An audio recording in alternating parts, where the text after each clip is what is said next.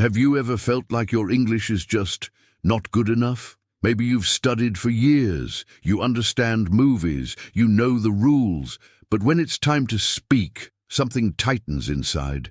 Your voice sounds smaller, you forget simple words, you feel like a different version of yourself, one that's weaker, less alive. But what if I told you, your English is not the real problem? In fact, your English might already be good enough. What's not strong is the way you see yourself when you speak it. And no one teaches you how to fix that. They just give you more grammar, more vocabulary, more pressure. But what if the real solution has nothing to do with language? In this video, we're going to explore a deeper truth, one that can change not just your English, but your relationship with yourself. You'll see why your confidence disappears, why you feel blocked, and what's truly missing when you speak. This isn't a grammar lesson. This is a mirror, and what you'll find might surprise you.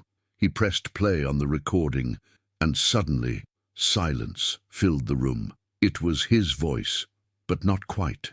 Something felt wrong. Not the grammar, not the vocabulary. It was the way his voice shrank, the way his energy collapsed. He thought, that's not me. His English wasn't broken. He was.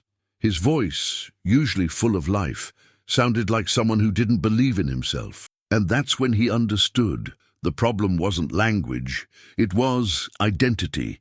In his own tongue he spoke with power, but in English he sounded like a shadow of himself, as if he was asking for permission to exist. You see, people talk about learning English like it's about verbs and vocabulary, but no one tells you how your personality changes in another language. He realized he wasn't expressing himself, he was hiding. Because deep down he didn't feel good enough to deserve space in English. He didn't need better words, he needed better self-respect. That day, he started doing something strange. He began talking to himself in English for just 10 seconds a day. Not perfectly, not confidently, just honestly. This is me. I'm learning, and I deserve to speak. It felt small, but powerful. Like he was finally meeting his English self with kindness, not criticism. He started asking questions like, why do I sound weaker in English? The answer hurt because he believed he was weaker. He had the words, but he didn't have the self-worth to use them. His grammar wasn't frozen, his confidence was. And that's when he wrote one simple sentence that changed everything. My English self deserves respect. Most people don't notice the invisible battle. They hear their accent and think, I sound stupid. But it's not the accent speaking, it's the fear. He remembered missing a job interview because he didn't trust his voice, not because of English, but because he thought he didn't belong. That lie had controlled him for years. He began speaking one sentence out loud every day, with mistakes, on purpose. It was a rebellion against perfectionism. He didn't wait to get better. He practiced speaking while still feeling imperfect, and slowly something changed. His English didn't improve. He did. His courage grew louder than his shame.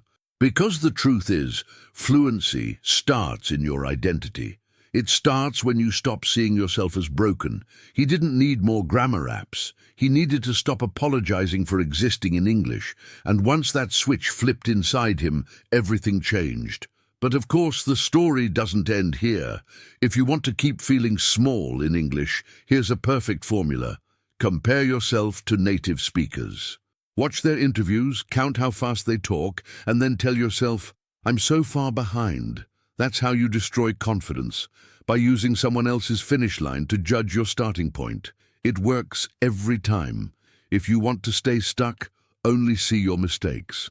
Obsess over every missing S or wrong tense. Forget the fact that you just expressed a full idea in your second language. Ignore that small miracle, and instead punish yourself for not sounding perfect. That's how you let fear grow stronger than fluency. Want to keep your self-esteem low? Keep translating your personality word for word. Take your humor, your culture, your soul, and try to fit them into English like a puzzle that doesn't fit. You'll sound robotic, not because your English is bad, but because your spirit is missing. English isn't a mirror, it's a window. Use it to be simple. not smaller. Now, if you truly want to never improve, wait. Wait until your English is perfect before you speak. Tell yourself, I'm not ready. Watch other people grow while you keep planning, and every time an opportunity comes, stay silent. It's the safest way to fail slowly. But here's the uncomfortable truth. Fear feeds on silence. The more you wait, the more your brain believes you can't. Confidence doesn't arrive. It's built in motion. So speak today, even if it's just 15 seconds. Say what you feel, not what's correct. English is not an exam. It's a voice. You know what's funny? Most people think the problem is English, but the real problem is how they use English to hurt themselves. I'm not good enough. I sound stupid. They'll laugh. These are not grammar issues. These are identity habits. And habits, my friend, can be broken. Let's get practical. Here's your challenge today. Speak one message without worrying about grammar. For example, I love learning English, even if I make mistakes. And say it loud, then say it again, slower. Then whisper it to yourself like a promise. This isn't about practice. It's about self-respect. Because the truth is, if you keep following these toxic patterns, you'll get exactly what they produce. Fear, shame, silence. But if you change even one of them, something unexpected happens. You realize English was never the enemy. The enemy was the voice in your head. And that voice? It's about to meet someone new. She always said sorry before speaking. Sorry, my English is not good. Sorry if I make a mistake. Even when her sentences were fine, even when people understood her, the apology wasn't about grammar.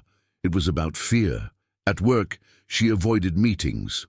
At cafes, she ordered quickly, without eye contact. She thought her problem was fluency, but it wasn't. Her real issue was deeper. She didn't feel allowed to exist in English, like she was invading a space that didn't belong to her. Then one day, she tried an experiment. For 2 weeks, she didn't try to sound smart. She just slowed down. She gave each word space to breathe, and something strange happened. People leaned in. They listened. And she felt powerful. It wasn't magic, it was presence. By reducing speed, she reduced pressure. She realized fluency isn't about talking fast. It's about speaking from a grounded place. It's not perfect English that creates trust. It's calm, and calm begins with breath, not vocabulary.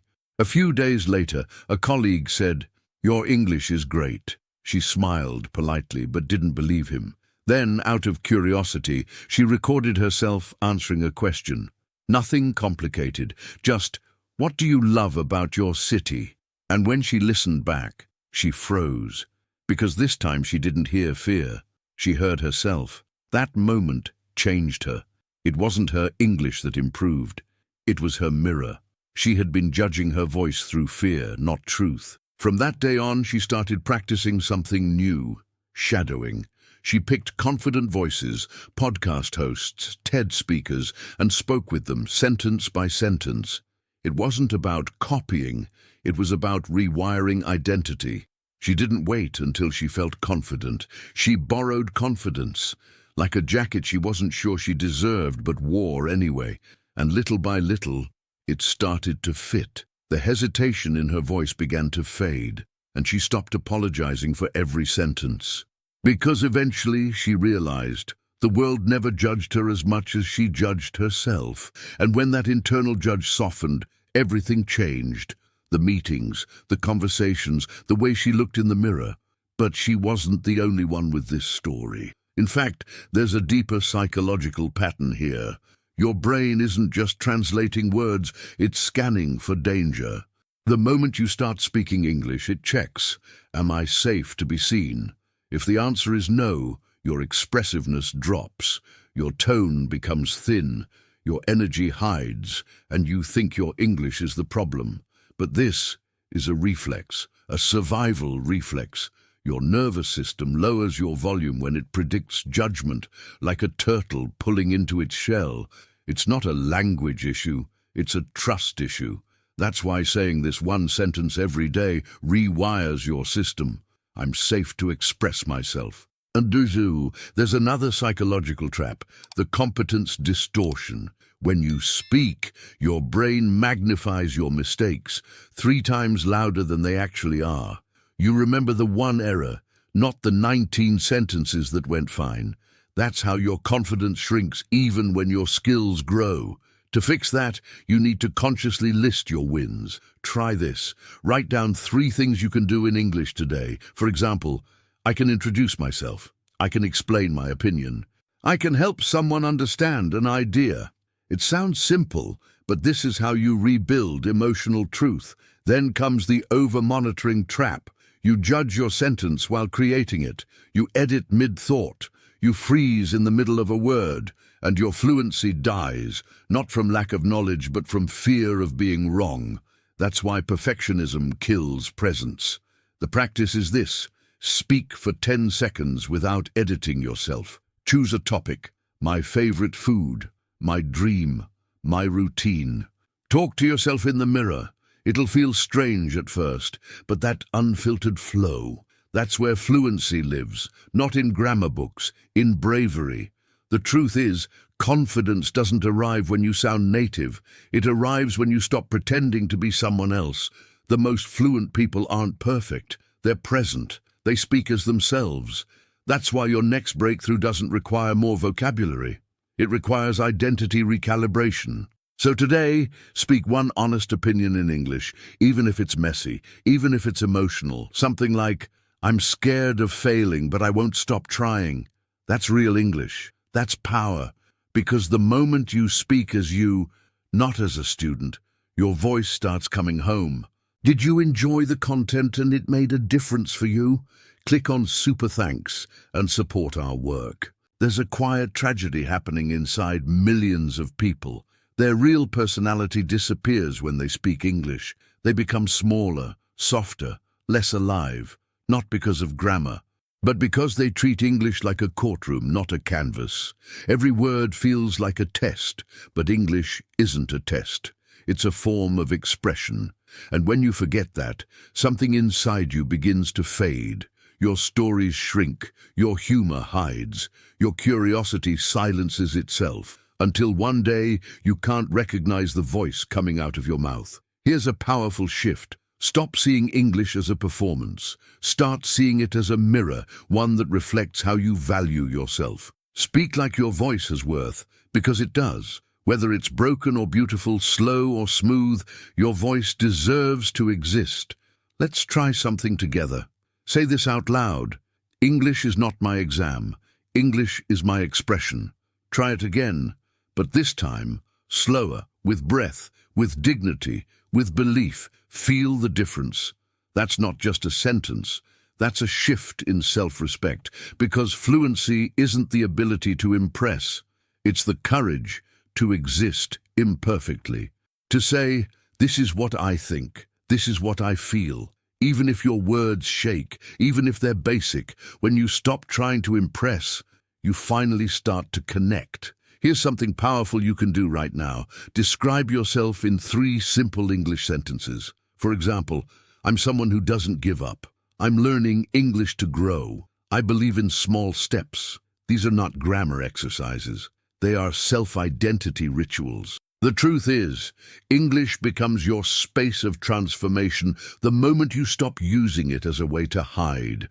When you speak honestly, you don't just learn a language. You rebuild yourself. English becomes your cocoon, not your cage. It becomes a space where your new self is allowed to rise. So today, define your English identity in just 2 lines. Something like, I use English to grow, not to impress. I speak to become, not to perform. Write it, say it, feel it. Because when your identity changes, your fluency follows, and something deeper begins to awaken. Your brain is a storyteller, but it doesn't always tell the truth. It exaggerates fear and downplays progress. That's why one mistake echoes for hours, but 100 small wins disappear by lunchtime. This is called negativity recall bias, and it's why your English feels worse than it actually is. Think about it. How many times did you say something well and forget it immediately? Now think about one mistake you made last week. You probably remember it in detail. That's not memory. That's programming. Your brain highlights what hurts, but you can rewrite the script. Start small. Today, repeat one sentence you said well, out loud, not perfectly, just something you're proud of. For example, I explained my idea in class today, or I ordered coffee without panic. And let your brain hear success. That's how new beliefs begin. Another hidden truth: most learners understand much more than they can produce. This isn't failure. It's normal neurodevelopment. Listening comes before speaking. Babies understand long before they talk. Adults forget this. So don't say, I'm bad. Say, I'm in process. Try this now. Listen to 2 minutes of English audio, any podcast, any video, then summarize it in one sentence. You'll be surprised at how much your brain absorbed. You can understand. You are growing. You just haven't given yourself credit in a long time. And those moments when you forget a word, it's not because you're stupid, it's cognitive load.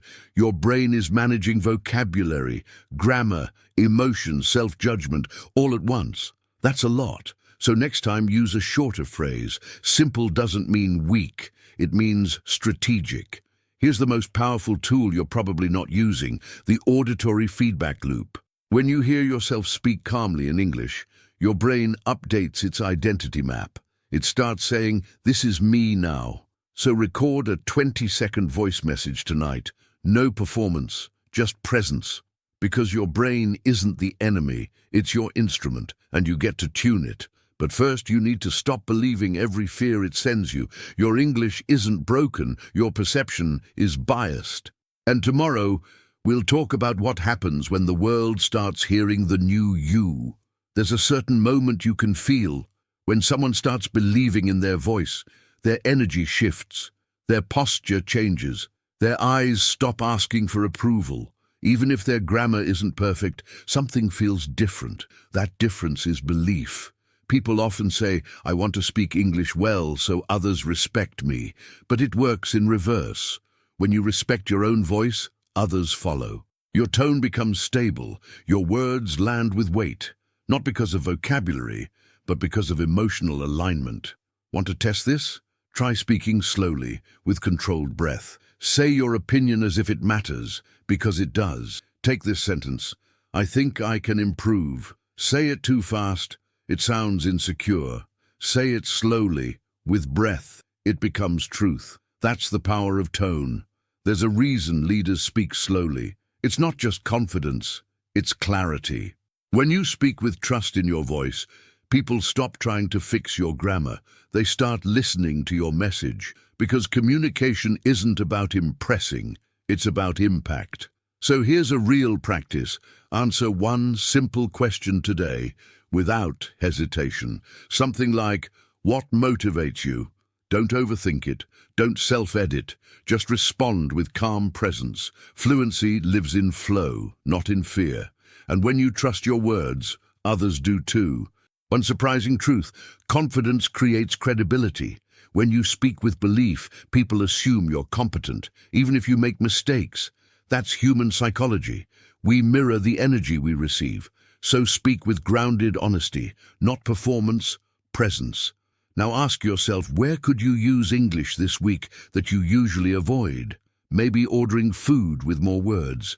Maybe joining one conversation at work. Maybe sending a voice note to a friend. That one brave action opens a new door. And that door leads to a different life. Because once your voice stops apologizing, everything changes. People lean in. Opportunities appear. You begin to move through the world with more certainty. And that certainty, it doesn't come from grammar books. It comes from the next realization that's waiting just inside you. Why did I think my English was bad? She sat on her bed at 1 a.m., phone in hand, watching yet another video in silence. Not to learn a new word, but to feel less alone. Maybe I judged myself from fear, not ability, she whispered, and for the first time, she believed that was true. She remembered every time she stayed quiet, thinking, I'll speak next time. But next time never came. Not because she didn't know the words, but because she didn't believe her voice mattered. And now, for the first time, she was ready to try something different. She stood up and spoke, 60 seconds without correcting herself. Her voice cracked. She repeated herself. She paused. But she didn't stop. It wasn't beautiful, but it was free. And freedom, she realized, is better than perfection. What actually needed fixing? She asked herself. Her grammar wasn't broken. Her self-image was. She had spent years trying to sound like someone else, someone better. But the truth was her real power was hidden under all that pretending. All she had to do was stop hiding. Who am I becoming? She asked, looking into the mirror. Not a student, not a mistake machine, not a silent observer.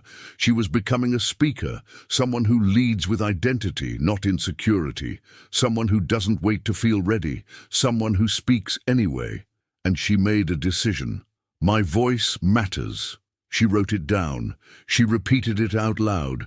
She put it on her phone screen. Every time doubt whispered, she answered with that sentence. Not for motivation, for truth. Because when your voice becomes a choice, life becomes lighter. From that day on, she started recording nightly voice notes, not about English, but about growth. What did I learn today? What scared me today? What did I say that made me proud? Slowly, her identity stopped shrinking. Slowly, her English stopped feeling like a threat. Because here's the final truth. Your English grows the moment your identity stops shrinking, and your identity grows every time you choose to speak, even when fear is louder than fluency. This is not just about learning a language. This is about remembering who you are and giving that person a voice. So now I'll ask you, gently but seriously, how long have you been blaming your English for a feeling that comes from something deeper? How many times have you stayed silent? Not because you lacked vocabulary, but because you didn't believe your voice mattered. If you've seen yourself in these stories, then it's time for a shift, not just in your English, but in your identity. You are not just a learner, you are a communicator, a thinker, a human being with something worth saying, even in simple words. So, what would change if you spoke today, as you are, without trying to impress? What if English wasn't your exam, but your new expression? Let this be your moment, not the moment you learned new grammar, but the moment you stopped hiding your real voice. Leave a comment below. What part of this story resonated with you most, and how will you speak differently from now on? Subscribe to the channel for more stories that teach you English and remind you of your worth. Turn on notifications so you never miss your next breakthrough. Like this video if you felt seen, because this is not just English practice. This is personal transformation, one sentence at a time.